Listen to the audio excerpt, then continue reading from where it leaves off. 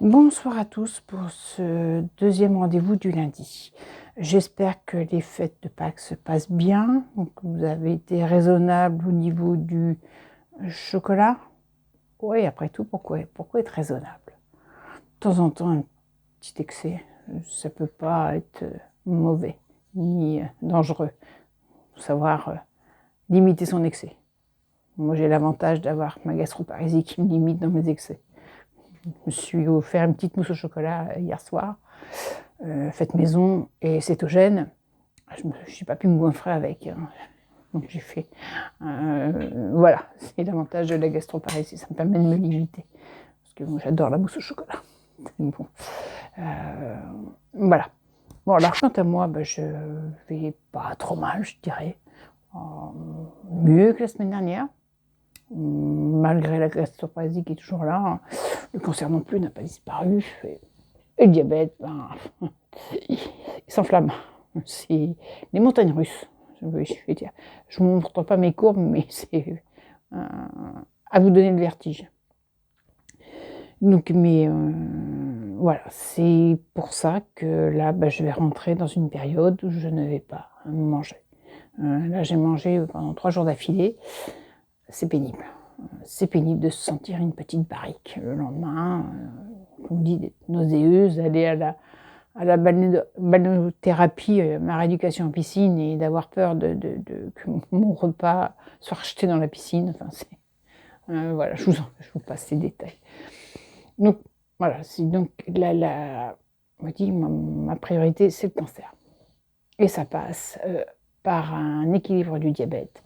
Parce qu'il faut, voilà, si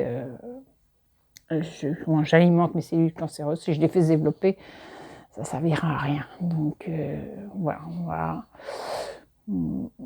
je dirais pas que je rentre en jeûne, je n'ai rien préparé. Je ne sais pas la durée. Est-ce que je vais le faire en sec? Est-ce que je vais le faire en nitri? Je ne sais pas. Je ne sais pas. Je vais suivre mon instinct. Quand mon estomac sera en capacité de recevoir à nouveau la nourriture et me le fera savoir, mon corps me le fera savoir, et puis voilà, je veux pas me prendre la tête, je fonctionne à l'instinct. Alors concernant mon cancer, suite à une remarque d'abord qui je dirais très judicieuse. J'ai bien étudié ce qui m'a été dit. De voir le cancer comme un ami plutôt qu'un ennemi. Et je trouve que cette personne a raison. J'ai bien réfléchi. C'est vrai, ce cancer m'a ouvert les yeux. Je pense que s'il n'était pas arrivé, j'aurais continué sur un chemin qui m'aurait mené à ma perte. C'est ce que le cancer veut me dire. C'est l'ultime message de mon corps. C'est le dernier qu'il va me donner avant de mourir, avant que je meure. Donc, je vais le remercier de ça, comme l'a suggéré cette personne. Parce que grâce à ça, je vais pouvoir m'en sortir. Grâce à ça, je mets des choses en place. Ça fait un moment que j'ai commencé, je suis bien entourée, je suis bien aidée. Mais c'est vrai, combattre, derrière, ça veut dire de la colère. Et de la colère, j'ai appris à l'éliminer avec mon sophro. La colère, j'en ai depuis que je suis née. Je me bats depuis que je suis née pour avoir le droit d'être en vie. Et ça n'a pas été une bonne chose. Me battre, ça amène de l'agressivité, ça amène de... La colère ne sert à rien. La colère n'est pas, je dirais, constructive. la colère fait voir les choses sous le mauvais angle. La bienveillance est beaucoup plus douce, je dirais. Voilà, c'est pas facile, hein. C'est pas facile. Il a fallu que j'apprenne à pardonner à beaucoup de personnes qui m'ont fait énormément de mal. Mais casser le lien avec ça fait du bien. Comme quoi, faut soigner son corps, mais il faut soigner aussi son mental.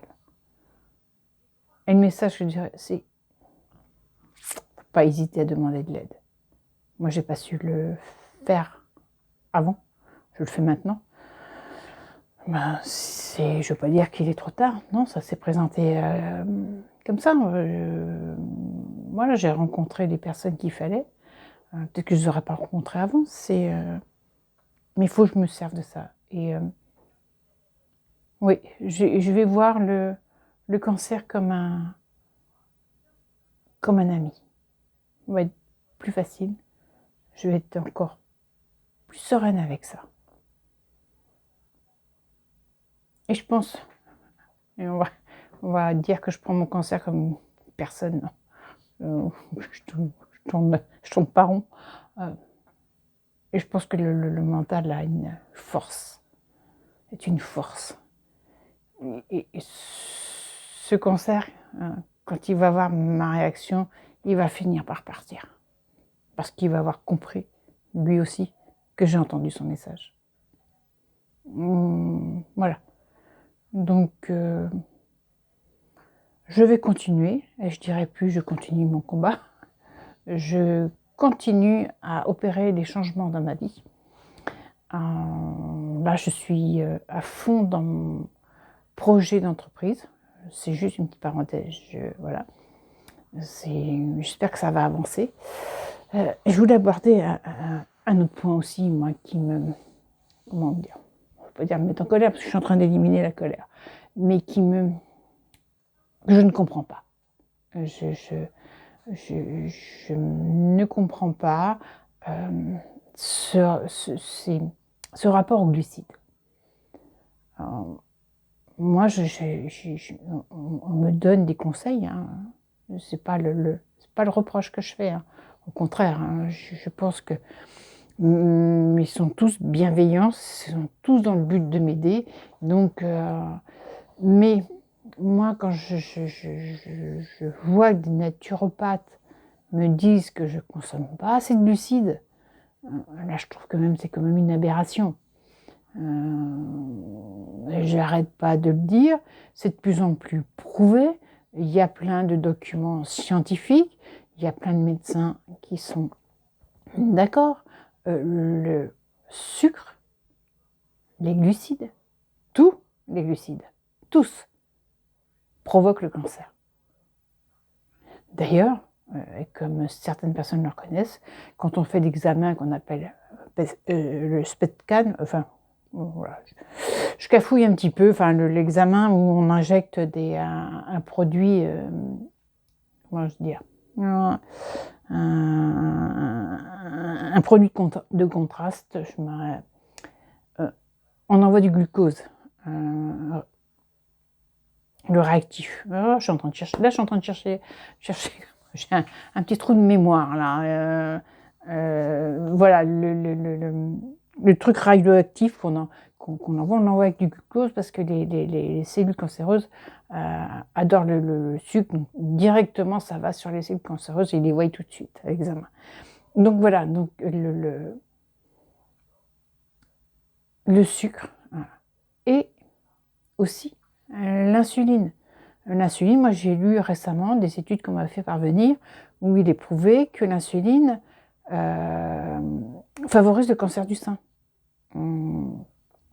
Voilà, il y a quand même un petit problème.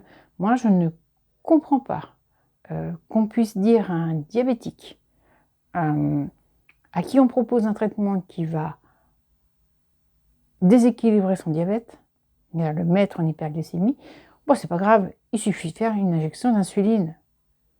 Bah oui, c'est facile. Mais alors les conséquences derrière, bonjour quoi. Et ça, je ne comprends pas. Euh, les médecins sont tellement dans leur protocole à eux, sur leur spécialité, qu'ils ne veulent pas voir les conséquences.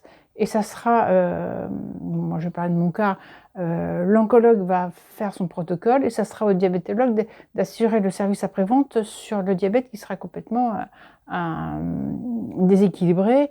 Euh, voilà, et puis le diabétologue, ça va être le sens inverse, lui il va s'occuper du diabète, donc dire qu'il va falloir faire de l'insuline sans avoir les conséquences sur le cancer, et c'est le cancérologue qui assurera le SAV. Mais c'est partout, c'est partout pareil. Je veux dire, il n'y a pas que le diabète et le cancer, mais il y a le diabète et toutes les autres pathologies.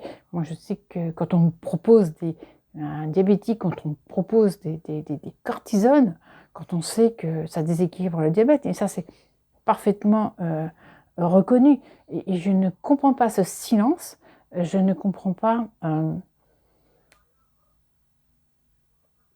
ce manque on va dire, de réaction. Euh, on prend ça comme une fatalité. Euh, je ne comprends pas qu'on puisse accepter qu'on soigne d'un côté, mais qu'on empire de l'autre. Où est l'utilité? On va dire que le facteur risque-bénéfice, c'est... Non, là, pour moi, je suis désolée, il n'y en a pas. Si on aggrave une pathologie, notamment, je reviens au niveau du cancer ou du diabète, ce sont quand même des pathologies qui ont un fort taux de mortalité. Bon, peut-être moins sur le diabète, mais au niveau du cancer. Et ça, franchement, je ne comprends pas. Je sais pas. Je sais pas pourquoi. Est-ce que c'est ça? C'est les médecins appliquent leur protocole parce que c'est le seul qu'ils connaissent, c'est ce qu'ils ont appris. Et je trouve ça tellement dommage qu'on puisse pas à la fois intégrer la médecine naturelle et intégrer le vécu du patient. Pourquoi il n'y a pas, on ne prend pas en considération ces 3 paramètres? Ça serait tellement plus simple. Et ça éviterait, je dirais, 2 décès. Oui. Parce que, juste une petite chose, mais là, je n'irai pas plus loin là-dessus, parce que je ne veux pas rentrer dans cette polémique du vaccin, mais simplement le vaccin anti-Covid déséquilibre le diabète. C'est juste une petite parenthèse. Et voilà, mais ça, personne n'en parle. Enfin, je n'en ai jamais entendu parler. C'est simplement des témoignages de personnes qui ont été vaccinées. Voilà, je ne suis pas en colère. Hein. Moi, je élimine la colère. Mais ouais, je suis plutôt dans l'incompréhension. J'ai du mal. J'ai du mal que même en médecine naturelle, je m'aperçois que malheureusement, c'est aussi la même chose qu'en médecine conventionnelle. Voilà, il y a des gens qui sont, que ce soit les diététiciens, les naturopathes, les nutritionnistes, il y a quand même des choses aberrantes qui sont dites. Ah, il y en a certainement des très bien, hein, je ne critique pas tout le monde. Mais on se retrouve, moi dans mon cas, là je me retrouve dans la même situation des 2 côtés. Et faut que je fasse le tri dans tout ça. Et il faut que j'adapte. Je m'adapte. Je me fais un protocole.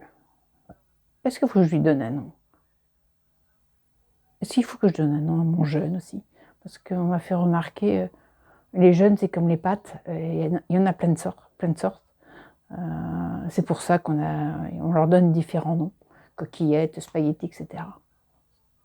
Ok. Mais pour moi, une pâte, à la base, la recette est la même. C'est après la forme. Le jeûne, c'est pareil. Moi, je sais pas, peut-être que je vais... je sais pas comment je vais... Peut-être que je donne un petit nom à mon jeûne, ma manière de jeûner. Peut-être y réfléchir. Je sais pas. Non, peut-être pas. c'est pas forcément un bon modèle. Voilà, si je dis pas.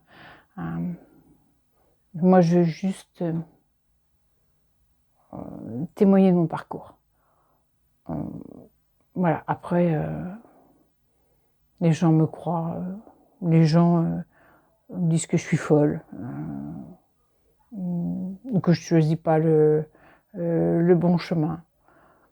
C'est pas grave. Chacun a le droit d'avoir son opinion. Je cherche à convaincre personne. C'est mon choix. Et je dis pas qu'il faut me suivre. Absolument pas.